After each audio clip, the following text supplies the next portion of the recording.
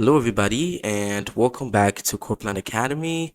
We are getting into today's lesson, which is creating interactive buttons. And as you can see over here, we learned how to adjust the position and movement of certain elements on our web application or our web page type situation. So you can see if I try to refresh, you'd see the animation display over here, nice and clean. Okay, so let's quickly start. I want to quickly save this lesson inside the lessons folder. So I'll just say lessons right here, and I'll create a position movement just like that, .tsx, just like that, and then I'll say RAFCE, right, and then I'll just cancel this part. I'll just take it out.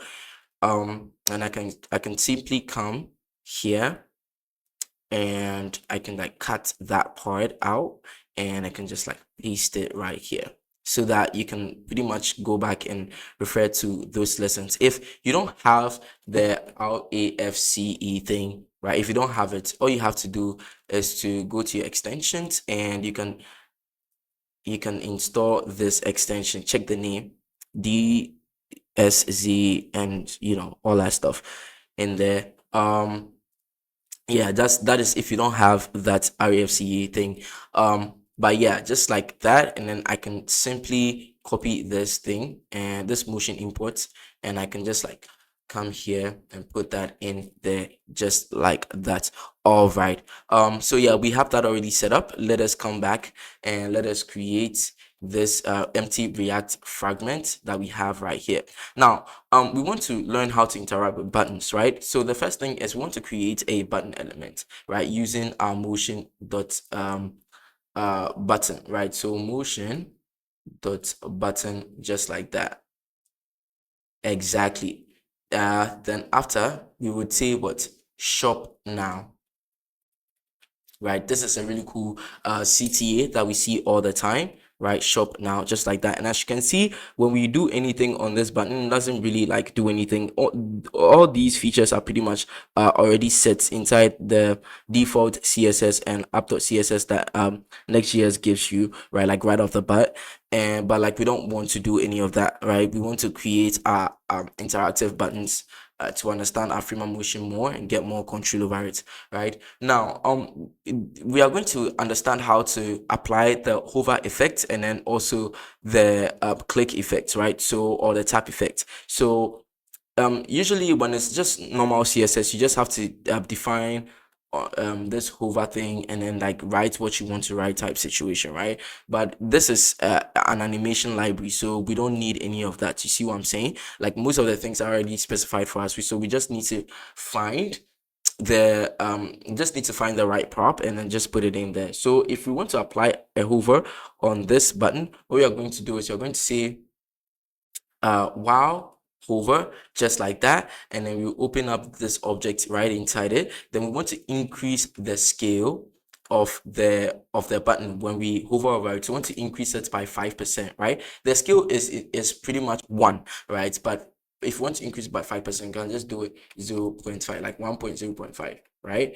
Exactly. Like the default scale was 1. So if you want to increase it by 5%, it will be 1.0.5. Okay, cool. Then so yeah, so look, you see it's increasing. You see it's increasing. Exactly. Then we want to also make sure that it's slightly moves upwards, right? And so we can specify the y-axis, and then we learned that the y and x-axis in this situation is the x-axis is quite normal, just like we know, but the y-axis in motion.dev is looking kind of different because of the negative being above and like the positive being below. So if you want to move it above, we'll just say something like -4, and then you see it will go above just like that right there. You see what I'm saying? Exactly. Okay, cool. So now that we've been able to understand how to like handle a hovering, like the hovering effect of over a motion button, we can also work on the wow tap, which is the tap effect, right? So nice and clean. We have that also as well, just like that right here. And then we can say, oh, when I click on you, right, or when I tap on you, I want you to reduce the scale, right? I want you to become smaller, right? And I told you that I told you already that the scale is pretty much 1, right? So if I want you to get smaller, I would have to go obviously into like 0 point something. You see what I'm saying? Exactly. So yeah, in such a situation, you see we are in 0.9. You see what I'm saying? Exactly. So let me check if my mic is still recording. Yeah, it is. Okay. So yeah. So we have the scale right here, and then we can also set the value to be let's just leave it here. Let's just leave it here, right? Let's just leave it. So we hover over the button increases in size and then raises upwards, then we click on it and you see the size reduce. Now when we remove it, you realize that the button goes back to its initial position. We click on it, the size reduces, it goes back to its position. You see what I'm saying? Exactly. If we specify the thing to maybe to be 0.2, you see it will shrink. It will shrink, like it will shrink a lot.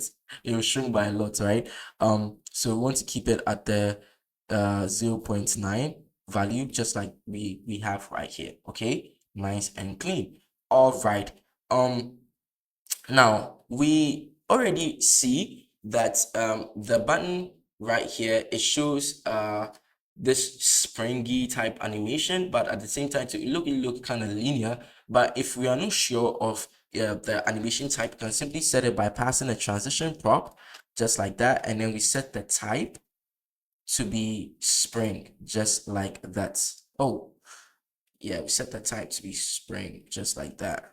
Okay, yeah, make sure it's a text. Okay, so you see we set the type to be string, but see, look at what is happening. Spring, but look at what is happening.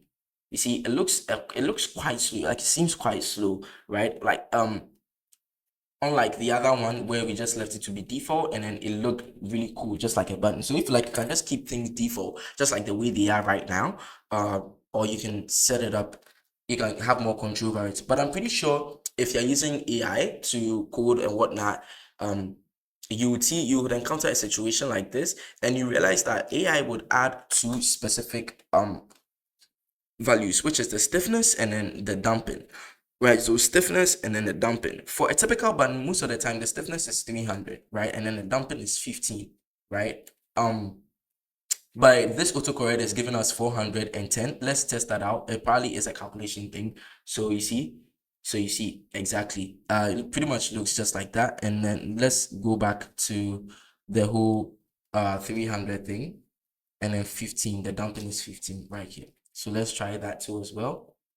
See, that one also looks just like a typical button. So these are the values for that. But we need to understand how both of these bad boys work, right? If you see, if I highlight over the stiffness right here, you see it says that the stiffness of a spring, right? So which means if we are setting the transition type or the animation type to be a string, we want to imagine the button moving just like an actual spring, an actual physical spring. And you see how a spring bounces off, like right on and off type situation. We want to be able to simulate such movements, but like for a button and make it more realistic, right? So inside when we highlight over it, it tells us that the higher the value, it will create more sudden movements, right? Which is the bouncing of the spring, right? It will create it will make it very like visible. It will make it very visible. So it's like you tighten up a spring, right? So if you want a spring to bounce a little bit more, if you want the bouncing of a spring to be more visible to you, it means that you are going to have to do what? Increase the value, right? So you are increasing the flexibility of the string. It will be more bouncy, like you see it, right? So let's increase the value to like 600 and see, see, you see, and it's also fast too as well. Look, it's also fast too. Like the higher we do it, the faster it becomes, right? Because like obviously it is creating much more sudden bounces in the string, right? Like much more movements, much more bouncing movements in the string, right? But for a typical button, it is mostly 300, right? So look at it, right? It looks pretty cool and pretty subtle. Okay, now when we come to the dumping is pretty much talking about how many times it's going to keep bouncing. Like how many times is it going to keep bouncing um like right off and off or right on and off, right? Like how often is it going to keep bouncing? If we highlight over it, it tells us that when it's set to 0, it will just keep bouncing non-stop, right? Exactly. And by default, So let's set it to 0 and see what happens. So you see that it keeps bouncing, keeps bouncing, keeps bouncing, keeps bouncing, right? So we'll just refresh that, and then we'll give it like 500 dumping, like dumping of 500. Look at what happens. See, it barely even moves. You see what I'm saying? Exactly. So it's pretty much like the time that it takes for the spring to end. Do you see what I'm saying? So the stiffness pretty much talks about how visible or how fast, right? Like how visible the bouncing of the button is going to, or the element is going to be, right? How visible it's going to be, or how fast it's going to be, right? So if I set it to what 500, look at how fast it is. Oh yeah, we need to set the damping back. Look at how fast it is, right? We set it to 1,000. Look at how visible it is. Look at how visible it is. Exactly. So it's actually visibility. So how visible it becomes, right? Now let's just set it to 300 so that it becomes like very subtle and very typical for like a normal button, right? And then this is the damping, and as we demonstrated, if you set it to be a higher damping, you're barely going to see any movements, right? Because the bouncing is going to end very fast. It's going to end very fast. But when we set it to be 15, which is the typical one, you can give it some time. And we set it to be 5. It's going to take some more time for it to end. You see, some more time for it to end. Exactly. So let's give it their typical values. Cool. All right. So I hope we understand. If you have any questions, you can just put them in the comments and I'll come and reply to them. But yeah, now that we have that, we might want to create a normal button element that can allow us to keep replicating like this button without having to passing all these values like over and over again, right? So in such a situation, you want to create a components folder, right? So I can just create like a components folder right here, and I would create a general button element or an animated button, like pretty much any name that you want to give it. But me, I would call it a button element because like I pretty much want to use the same button throughout my application, right? So I'll just do my RFCE right there. I can just clear out the React imports just like that, and I can just cut that out, and I can like paste it in here, right? And we need to be able to import the motion, so I can cut this and paste it right there. Okay, so we have motion right here. Okay, and now if I come back here and then I import my button elements just like that. So yeah, even if I do it like this, it will still show right here. But we want to be able to find a way to change the values, right? Like we want to be able to make a lot more of these buttons, these same buttons, right? Like with the same properties, and still be able to like change the values in between, right? So shop now, sign up, get started, all these things, right? So what we are going to do is we're going to pass in our props. So let's first of all create our children prop, and then we might also want to adjust the stiffness and then the damping, so we can pass in the stiffness and then the damping prop, and then we can pretty much set the values ourselves, right? So let's just pass in these yeah, so autocomplete is pretty much completing the whole thing, but what I'm just trying to say is we have the stiffness and then the damping, right? And we've already set them for a default button, which we said is what 300 for the stiffness and then damping for the and 15 for the damping, right? Exactly. So if we want to change anything, we simply just have to come here. And then just say, change the stiffness of this button to be maybe 500 or something, right? And then we can pass in our own stiffness value right here, right? So we are simply passing in props. This is basic React knowledge, right? So yeah, now that we've passed in these props, we also need to make sure that our children are also passed in, and then this is where the children is going to be passed in, right? But obviously we are starting to have a type issue here, right? That is because we have not set up the interface for our props, right? So we can simply come here and create an interface. Let me check if my mic works. Yeah, my mic still works. Cool. So we can set up the interface so interface button element props just like that, and then we set up our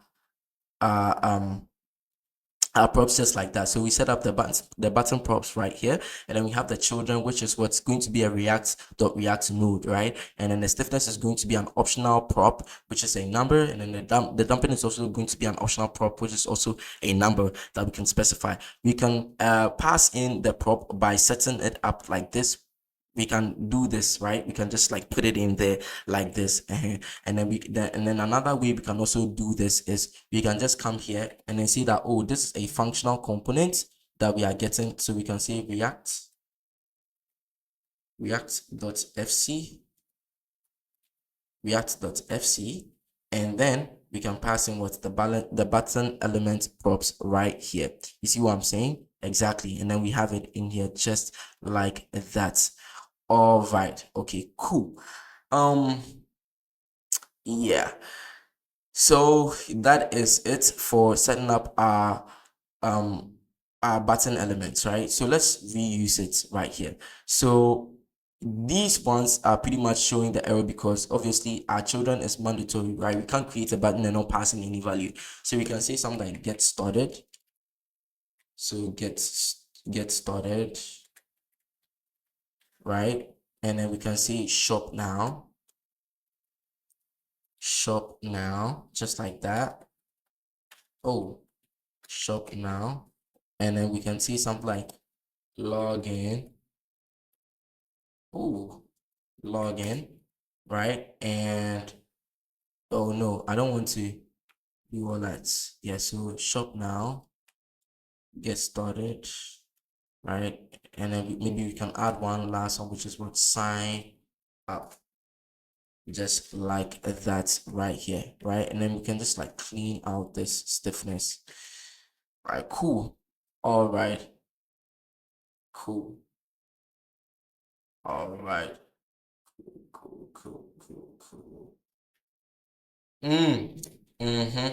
Okay, so now that we um now that we have this already set up and we know how to specify the values based on what we are looking for, I think we are pretty much done with the lesson on how to create interactive buttons right here, right? Exactly. So thank you very much for getting to this part of the lesson. And if you have any questions, like I said, leave them in the comments. I'll come and reply them. Don't forget to like and subscribe, obviously. And yeah, hopefully I'll see you in the next one.